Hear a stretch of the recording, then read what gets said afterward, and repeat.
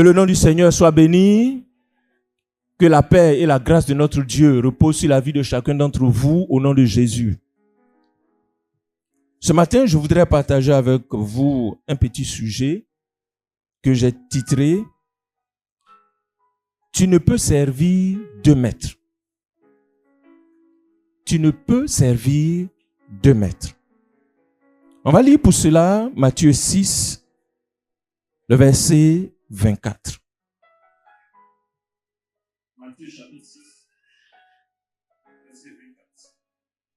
Nul ne peut servir deux maîtres. Nul ne peut servir deux maîtres, car ou il haïra l'un et aimera l'autre, ou il s'attachera à l'un et méprisera l'autre.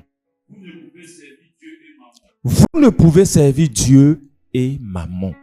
Amen. Je n'ai pas entendu ton amen. Hein? Voilà. La parole de Dieu, quand on l'annonce, c'est amen. Alléluia. Voilà. Quand on lit la parole de Dieu comme ça, il faut toujours répondre amen. Parce que la parole de Dieu est la vérité. Tout ce qu'elle dit est vrai. Tout ce que le Seigneur dit est vrai. Et ici, le Seigneur va nous donner une parole très forte. Une parole sur laquelle chacun de nous devrait réfléchir. Vous savez, nous vivons des temps très difficiles. Et parfois, il est bon de s'arrêter pour examiner ce que Dieu dit. Quel maître servons-nous aujourd'hui? Je suis sûr que chacun de nous va dire non, mais c'est Dieu nous on sert. Amen. Parce que qui va montrer son village à sa main gauche? Nous tous on sert Dieu.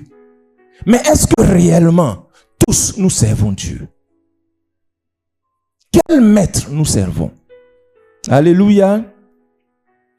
La première chose que le Seigneur nous dit, il dit qu'il n'est pas possible pour un homme de servir deux maîtres. Ce n'est pas possible.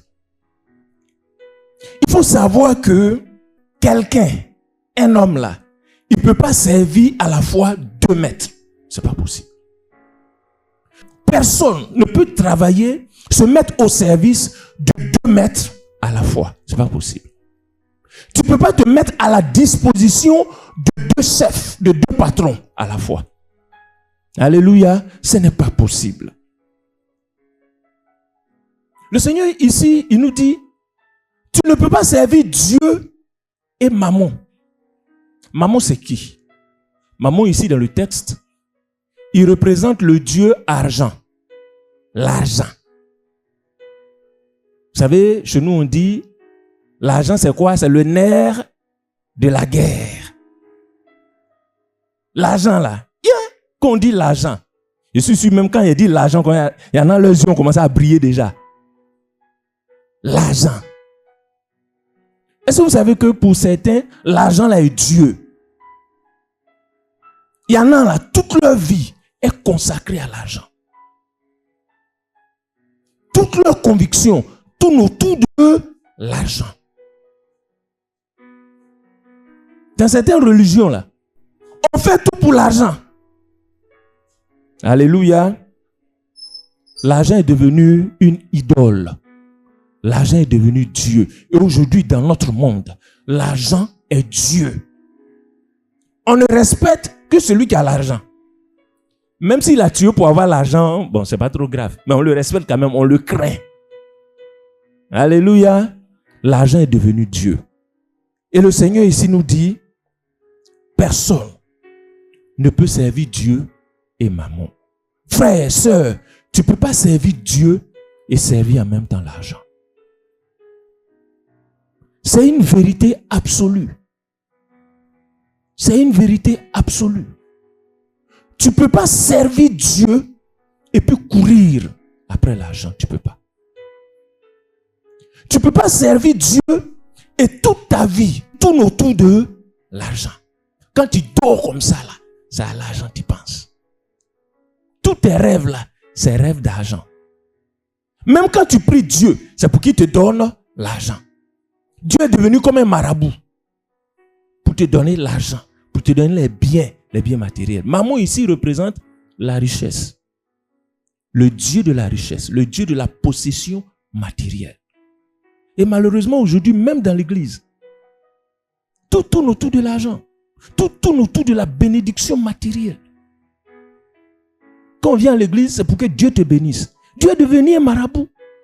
Dieu est devenu un fétiche. Dieu est devenu notre serviteur pour nous donner l'argent, pour nous donner la bénédiction. Frère, sœur, ce n'est pas normal. C'est pour cela que j'ai dit, chacun de nous doit s'examiner. Chacun de nous doit rentrer en lui-même et regarder ses mobiles, tes motivations. Qu'est-ce qui te motive? Est-ce que c'est l'argent? Si c'est l'amour de l'argent, ce n'est pas bon. On va lire un texte. Dans 1 Timothée 6, le verset 9 et 10. 1 Timothée 6, verset 9 et 10. L'amour de l'argent. Vouloir s'enrichir. Paul va nous dire une chose très importante que je voudrais que chacun de nous ouvre grandement les oreilles et qu'il écoute. Amen. Frère, si tu as trouvé, lisons. 1 Timothée chapitre 6, verset 9 à 10. Mais ceux qui veulent s'enrichir tombent dans la tentation, dans le piège et dans beaucoup de désirs insensés et pernicieux qui plongent les hommes dans la ruine et la perdition. Verset 10. Car l'amour de l'argent est une racine de tous les maux, et quelques-uns, en étant possédés, se sont égarés loin de la foi et se sont jetés eux-mêmes dans bien des tourments. Amen. Normalement, ce texte-là même, je pouvais ne pas le commenter parce que il s'explique. Paul nous dit ici que le désir de s'enrichir, l'amour de l'argent, plonge les hommes dans la ruine et dans la perdition. Le désir de vouloir être riche, de vouloir posséder, qu'est-ce que ça fait? Ça plonge les hommes dans la perdition et dans la ruine. Et malheureusement, certains chrétiens étant remplis de cet amour-là, de ce désir-là, ce désir ardent de s'enrichir, qu'est-ce qui va se passer? Ils vont s'égarer, ils vont se perdre, ils vont s'éloigner de Dieu. C'est pour cela que je dis qu'il faut faire attention. Vouloir s'en sortir dans la vie, ce n'est pas un péché. Travailler pour avoir un peu de moyens pour survivre, ce n'est pas mauvais en soi. Mais le désir, l'amour, l'envie de s'enrichir est un piège pour la vie du croyant. C'est pourquoi chacun de nous doit faire très attention. Tu dois faire très attention. Tu dois bien examiner ton cœur. Qu'est-ce qui motive ton cœur? Qu'est-ce qu'il y a dans ton cœur? Tu dois faire très attention. Le désir de vouloir s'enrichir a plongé des chrétiens dans la ruine, dans la souffrance. Parce qu'on est prêt à tout pour s'enrichir. On est prêt à tout. On est chrétien, mais bon, on dit, il faut t'aider, Dieu va t'aider aussi. Aide-toi et le ciel t'aidera. On a fouillé dans toute la Bible. On n'a pas retrouvé ces versets-là. Parce que ça ne vient pas de Dieu. Vouloir s'enrichir est un risque, est un piège pour la vie du croyant.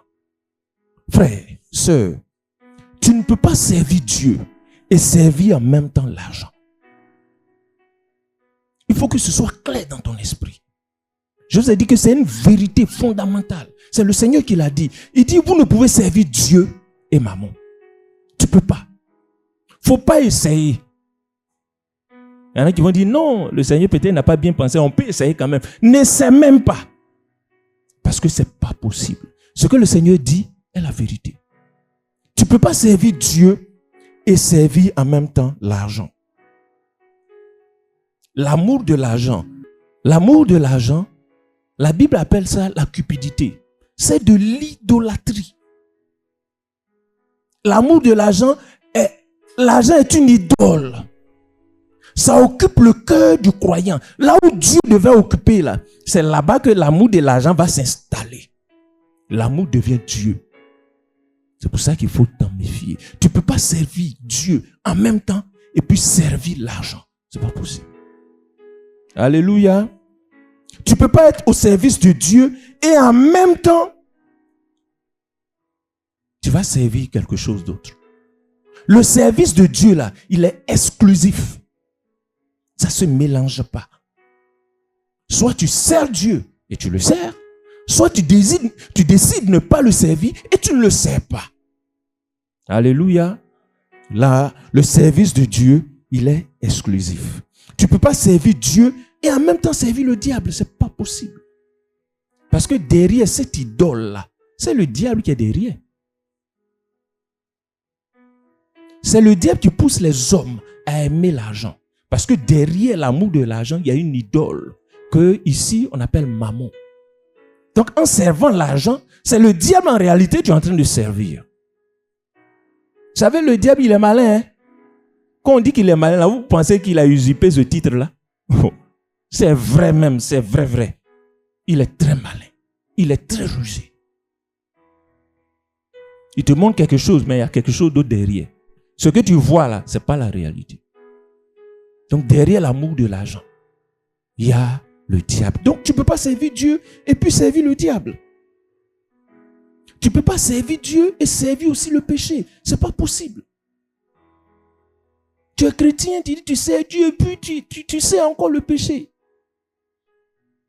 Tu es encore dans le péché. Mais tu es en train de servir le diable. Tu ne peux pas servir Dieu et servir le mal. Servir le mensonge. Servir l'impudicité, la fornication. Tu ne peux pas servir Dieu et servir ces choses-là. Ce n'est pas possible. Alléluia.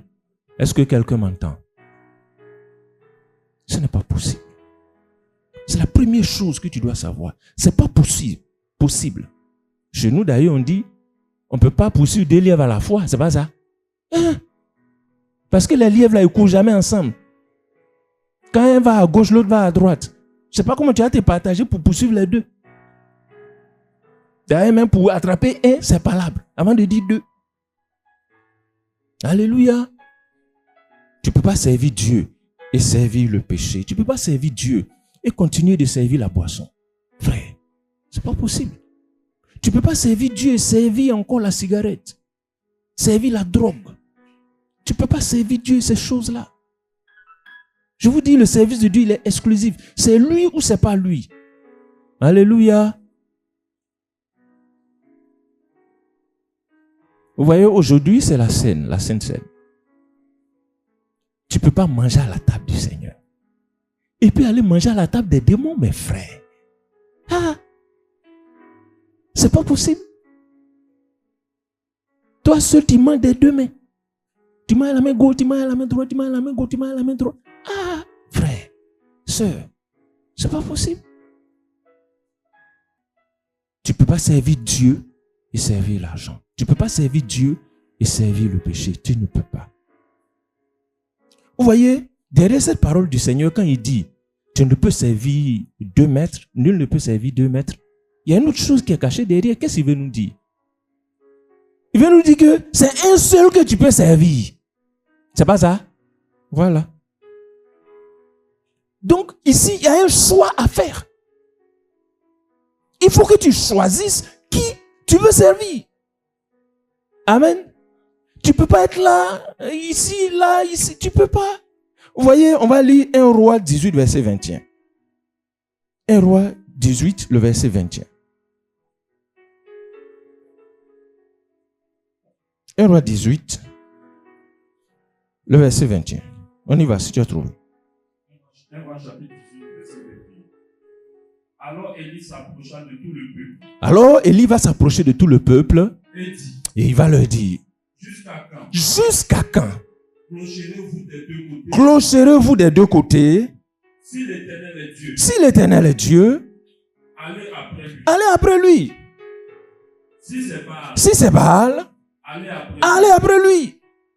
le peuple de lui répondit. Et le peuple va rien répondre. Alléluia. Cette parole d'Élie, c'était arrivé au moment où il devait avoir affrontement entre Élie, le prophète de Dieu, et les prophètes de Baal. C'est à ce moment-là qu'il leur a adressé cette parole. Il dit, mais jusqu'à quand vous allez clocher des deux côtés? C'est-à-dire, vous allez aller à droite, aller à gauche. C'est ça, clocher. Balancer à droite, balancer à gauche, tantôt à droite, tantôt à gauche. Il dit, jusqu'à quand? Frère, jusqu'à quand? Sœur, jusqu'à quand? Nous allons continuer de balancer entre le Seigneur et autre chose. Jusqu'à quand? Jusqu'à quand, frère? Jusqu'à quand, sœur? Ça veut dire que tu es écarté, quoi. Ça veut dire que toi seul, tu veux te diviser.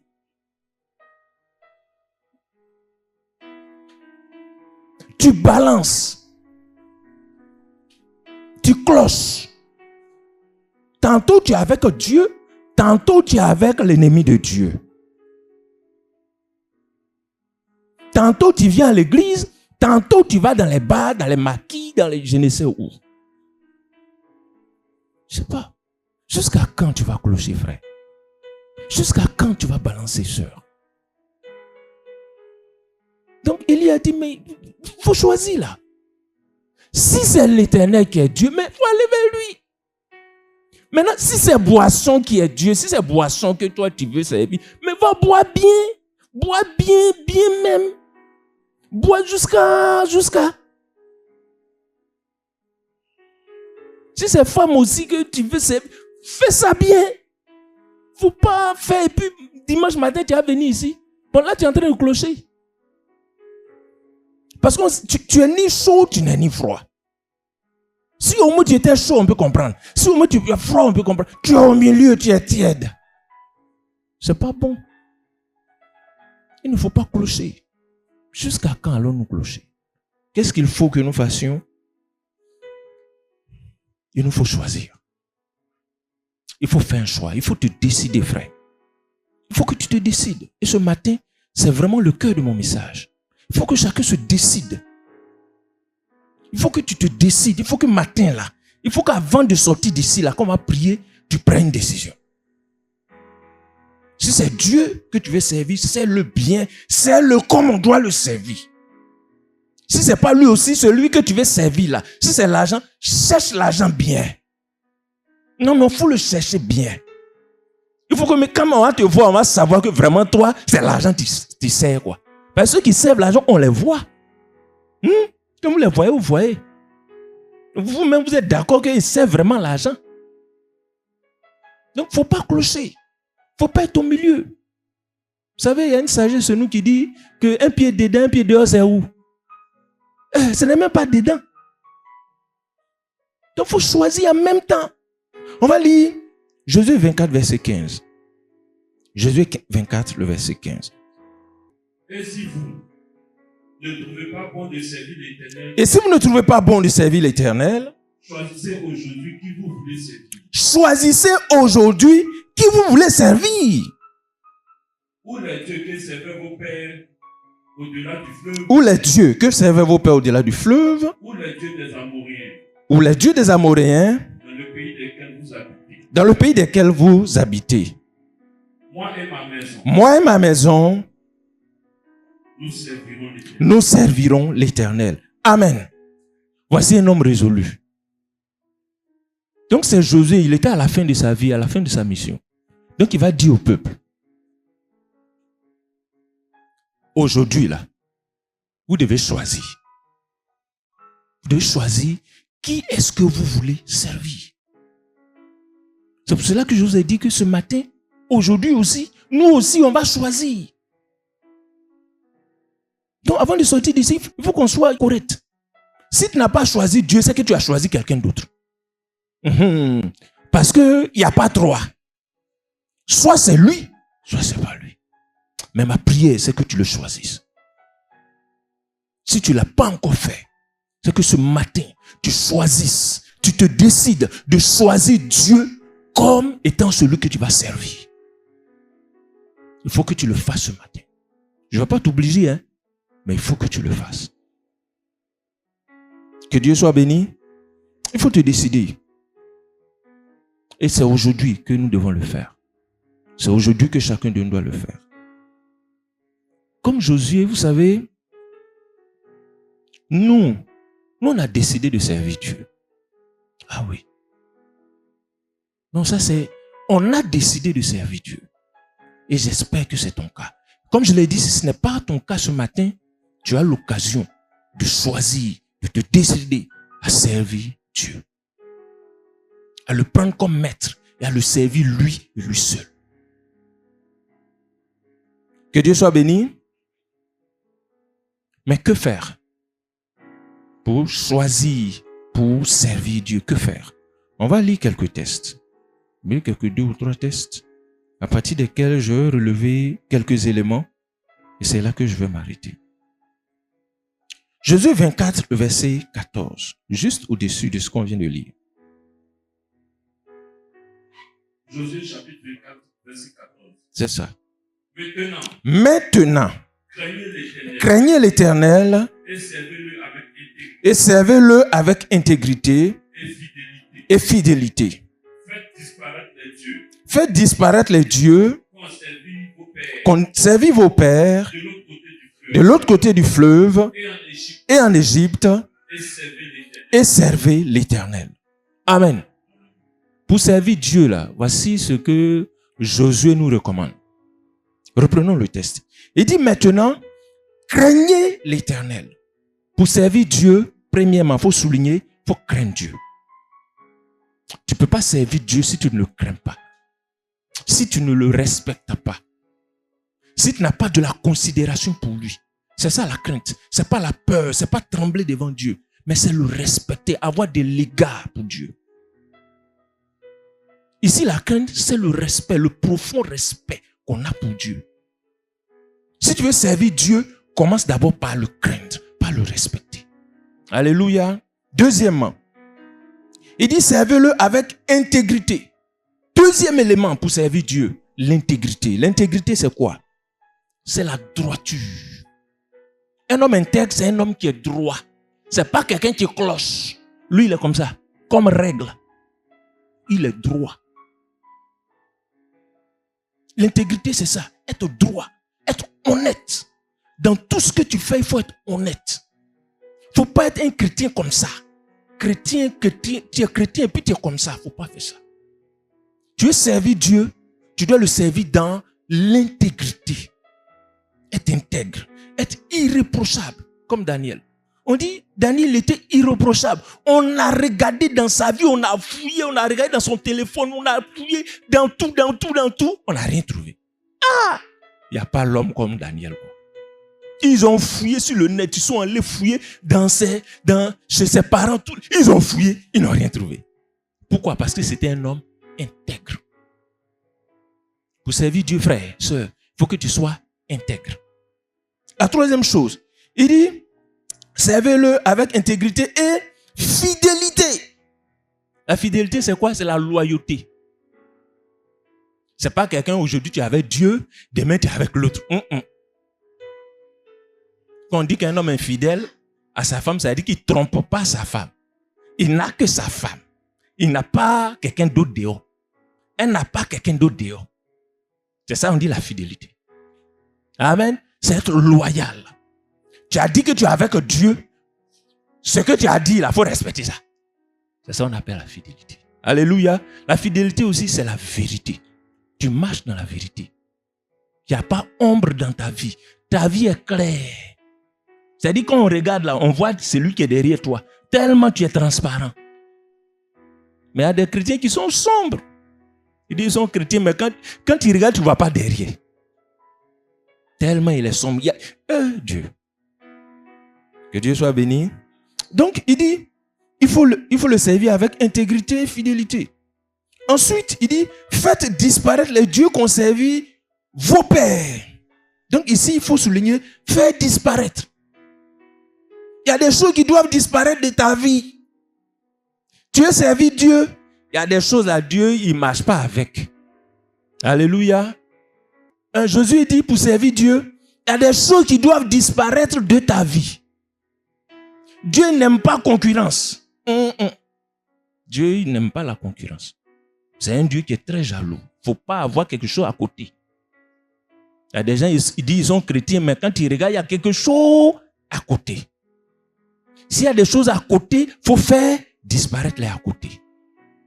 Dieu est Dieu seul. Il ne faut pas que l'amour de l'argent va prendre ton cœur. Ça, c'est pas bon. Il faut faire disparaître ça. Il ne faut pas que l'amour de petit garçon ou bien d'une jeune fille va prendre ton cœur. Il faut faire disparaître ça de ta vie. Il faut faire disparaître le péché de ta vie. Ce n'est pas bon. Dieu n'aime pas ça. Donc pour servir Dieu, il y a des choses qui doivent disparaître de ta vie. Faire disparaître, ça veut dire c'est enlever. C'est ôter, c'est rejeter. Il faut que ces choses-là, toi-même tu sais que Dieu n'aime pas là. Il faut enlever. Je n'ai pas besoin de te dire, toi-même, ta conscience qui a été éclairée, te dit que ça là, Dieu ne cohabite pas avec. Il faut enlever ça en même temps. Amen. Voilà. Donc pour servir Dieu, c'est ça. Il faut faire ces choses-là. On va lire également Samuel 12, le verset 14. Toujours dans que faire pour servir Dieu. Pour servir Dieu comme il veut. Pas servir Dieu comme on veut. Parce qu'il y en a qui servent Dieu comme eux ils veulent. Non, Dieu ça ne se sert pas comme ça. Dieu on ne le sert pas comme ça. On le sait comme lui il veut. Alléluia. On y va frère. 1 Samuel chapitre 12, verset 14. C'est ça. Si vous craignez l'Éternel, si vous craignez l'Éternel, si vous le servez, si vous le servez, si vous obéissez à sa voix, si vous obéissez à sa voix, et si vous n'êtes point rebelle à la parole de l'Éternel, vous vous attacherez à l'Éternel, votre Dieu, vous et le roi qui règne sur vous. Ici, je voudrais qu'on note, on a parlé déjà de craindre Dieu. Il dit, si vous servez l'Éternel, si vous obéissez à sa voix. Pour servir Dieu, il faut être prêt à obéir. Tu veux servir Dieu, il faut obéir à sa voix. Tu ne peux pas servir Dieu si tu n'obéis pas à ce qu'il te dit. Par exemple, ce matin, Dieu est en train de parler. Il faut que tu obéisses. Le service de Dieu commence par là. Parce qu'il te dit là, il faut aller faire ça. Ce que toi-même tu sais que Dieu n'a pas dit là. Dieu a dit, il ne faut pas faire là. Il ne faut pas faire. Il faut obéir à sa voix. Il dit, et si vous n'êtes pas rebelle, parce qu'il y a des chrétiens, des chrétiennes rebelles. Un rebelle, c'est qui? Ça dit, Dieu dit, et puis lui, il va faire le contraire. Comme à la maison, on a des enfants comme ça. Tu dis, va faire ceci, lui, ça va faire cela. Puis après, tu l'appelles, tu dis, petit, viens. Moi, je ne t'ai pas dit de faire ceci, oui. Et puis toi, tu allais faire cela. On appelle ça de la rébellion. Ah bon? Moi, je suis l'autorité, donc tu veux te rebeller. Tu sais comment on mate la rébellion? Et Dieu, lui, mate. Il sait mater les rebelles. Ah ouais. Tu veux servir Dieu, il faut éviter d'être rebelle. Il faut éviter d'endurcir ton cœur. Dieu t'a dit ça, il faut ôter. Il faut aller à la maison et puis il faut ôter. Il faut ôter. Il ne faut pas garder. Parce que Dieu, là, il est patient. Mais ça ne veut pas dire qu'il est faible. La patience de Dieu, ce n'est pas de la faiblesse. Quand il te donne le temps, là, c'est pour qu'il te change. Mais si tu prends ça pour de la faiblesse, tu vas voir comment on mate les rebelles. Dieu, il sait mater les rebelles. Les hommes aussi connaissent quand il a le pouvoir de mater les rebelles. Il ne laisse rien derrière. Il rase. Alléluia. Donc si nous voulons servir Dieu, nous devons obéir à sa voix. Nous devons éviter d'être rebelles à sa parole. Ce que Dieu nous dit, nous devons le faire. L'autre chose que je voudrais qu'on aborde rapidement, pour cela on va revenir dans Matthieu 6, 24. Matthieu 6, 24 nous dit, notre texte de base nous dit que nul ne peut servir deux maîtres, car ou il haïra l'un et aimera l'autre, ou il s'attachera à l'un et méprisera l'autre. Amen. Pour servir Dieu, frère, sœur, il faut aimer Dieu. Il faut l'aimer. Si tu n'aimes pas Dieu, tu ne peux pas le servir. Si ton amour pour Dieu est tout petit, ton service aussi sera tout petit. ton service sera à la dimension de l'amour que tu as pour Dieu. Plus tu vas l'aimer, mieux tu vas le servir. Alléluia. Vous savez, le premier, le plus grand des commandements, c'est quoi? Ça, nous tous, on connaît, on peut réciter.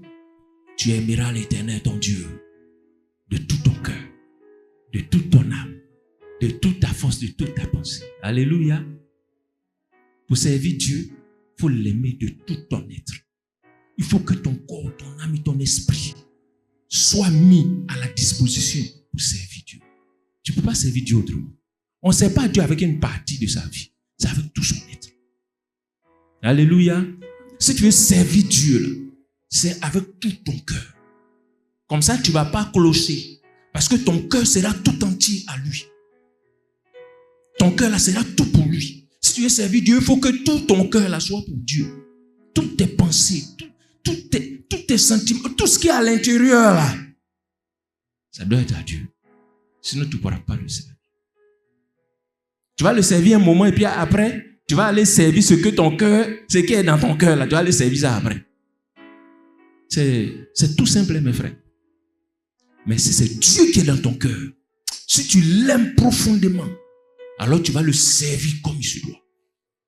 Je vais encourager chacun de nous à aimer Dieu. Il faut t'attacher à lui. C'est pour cela qu'il a dit, tu ne peux pas servir 2 maîtres. Sinon, c'est-à-dire que ce qui va se passer, il y a un que tu vas aimer et puis il y a un que tu vas mépriser. Tu ne peux pas. Le diable, là, vous savez, permettez que je revienne sur ça. Pour le diable, là, tu peux le servir puis aller servir autre chose. Le diable, lui, n'est pas compliqué. Hein? Tu peux le servir puis aller servir autre chose. Ouais, vous savez, ou bien, connaissez non, ceux qui sont dans les loges, là. Tu peux être chrétien, tu peux être dans la loge et puis être chrétien. C'est pas grave. Faut pas dire, tu peux. Tout ce que tu veux faire là, tu peux faire. Mais pour Dieu, ce n'est pas possible.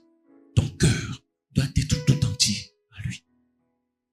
Parce que si ton cœur n'est pas tout entier à lui, comme je l'ai dit, un moment tu vas t'éloigner de lui. Ce fut le cas de Salomon. Son cœur, à un moment, au départ, c'était tout entier à Dieu. Après, ça s'est écarté. Vous savez pourquoi? Par amour pour femmes. Il aimait trop les femmes, Salomon. Il avait combien de femmes avec des concubines? Quand on met tout ensemble, c'était 1000. Ah! Moi-même, souvent, je suis là, il réfléchit, quoi. Ah! Garçon comme ça, là, 1000. Dans l'année, il y a combien de jours? 365 jours. 1000. Il y a 365. Dans 1000, il y a combien de fois 365 jours? Il y a au moins 2 fois. Ah! Ça l'a égaré. Il s'est éloigné de Dieu à cause de l'amour pour les femmes. Frères et sœurs, il ne faut pas que l'amour de quelque chose va t'éloigner de Dieu. Il ne faut pas que l'amour de l'argent va t'éloigner de Dieu. Il ne faut pas que l'amour d'un petit garçon ou bien une femme va t'éloigner de Dieu. Parce que aujourd'hui, tu ne vois pas. Mais après, tu vas regretter. Tu vas regretter. Parce que Dieu, là, il récompense ceux qui le servent. Hébreu 11 nous dit qu'il est le rémunérateur de ceux qui le cherchent. Dieu, il récompense ceux qui le servent. Si tu l'as servi aujourd'hui, demain, tu vas voir. L'apôtre l'a prêché ici. Dieu, là, il sait être reconnaissant. Dieu n'est pas ingrat, hein. Dieu, il est reconnaissant. C'est dans les deux sens, hein. Si tu l'as servi, si tu ne l'as pas servi aussi, il sait être reconnaissant qu'on ne le sert pas. Il va te donner ce qui va avec. Mais ma prière, c'est que chacun de nous le serve. C'est Dieu que nous devons servir. Alléluia. Voilà, c'est à lui que nous devons nous attacher. C'est à lui, c'est à Dieu que nous devons être liés. Quand tu dors comme ça, il faut penser à Dieu. Vous savez, la seule façon de savoir qui tu sers, là, c'est simple. Je vais te donner un exemple. Dans la journée, là, il faut voir combien de fois tu penses à Dieu. Et puis, il faut voir combien de fois tu penses à autre chose. Tu vas voir celui que tu sers. Non, c'est très simple. Non, c'est assez fort. Tu peux faire le calcul tout de suite même. Pendant qu'on est là, fais le calcul, tu vas voir. Hier, là, regarde la journée, du matin jusqu'au soir avant que tu dormes. Il faut voir combien de fois tu as pensé à Dieu. Combien de fois tu as prié. Combien de fois tu as médité. Combien de fois ton cœur s'est tourné vers lui. Tu sauras si tu le sais ou si tu le sais. C'est très simple. Il y en a qui passent des heures sur le téléphone, sur Facebook. Ils ne sentent même pas le temps passer. Mais dis-lui de prier. Ah, commence à bailler. Et lui là aussi, il va dire qu'il sait Dieu. Ah, mon frère, sois sérieux. Toi-même là, faut regarder. Ouais, il faut voir. Toi-même, faut voir. Quelqu'un qui fait ça là, est-ce qu'on peut dire qu'il sait Dieu? Il ne sait pas Dieu. Tu sais ce que tu sers. Ce n'est pas Dieu que tu sers. Soyons honnêtes envers nous-mêmes. Vous pouvez tromper tout le monde, mais Dieu ne peut pas le tromper. C'est pour cela que je dis, il faut que chacun s'examine. Aujourd'hui est un jour de scène, c'est un jour d'examen. Chacun doit s'examiner, chacun doit rentrer en lui-même pour voir s'il sait vraiment Dieu. Alléluia. Il y a tellement de choses qui nous prennent du temps, alors que tout notre temps devait être à Dieu. Je vous assure. Tout notre temps devait être à Dieu. Dans la journée, là, tu penses combien de fois à Dieu? Quand tu es là comme ça, là, tu penses combien de fois à Dieu? Ça montre, ça détermine si ton cœur à lui, si tu le sais ou si tu ne le sais pas. Alléluia. C'est important, frère. Pour servir Dieu, il faut que tu lui accordes tout ton temps. C'est ça. Ta priorité, là, doit être à Dieu, si tu veux le servir. La plus grande partie de ton temps, là, quand toi-même tu fais un examen à la fin de la journée, là, tu dois sentir que j'ai donné beaucoup à Dieu. Il y en a qui dans la journée ne prient même pas. Il n'a même pas le temps de s'asseoir avec son Dieu pour parler. Ah, quelqu'un qui te dit que tu sais, tu ne t'assois même pas pour parler un peu avec lui pour lui demander, mais maître, ce matin-là, on fait quoi? Tu te lèves, tu es parti. Oui. Et toi aussi, tu dis que tu sais Dieu. Quand on dit qui est serviteur de Dieu, tu lèves la main. Qui est servant, tu lèves la main. Est-ce que toi-même, tu es honnête? Quand tu fais ça, est-ce que c'est honnête? Ce n'est pas honnête. Ce matin, nous devons corriger tout ça. Alléluia. Nous devons corriger tout ça. On va se lever, on va prier.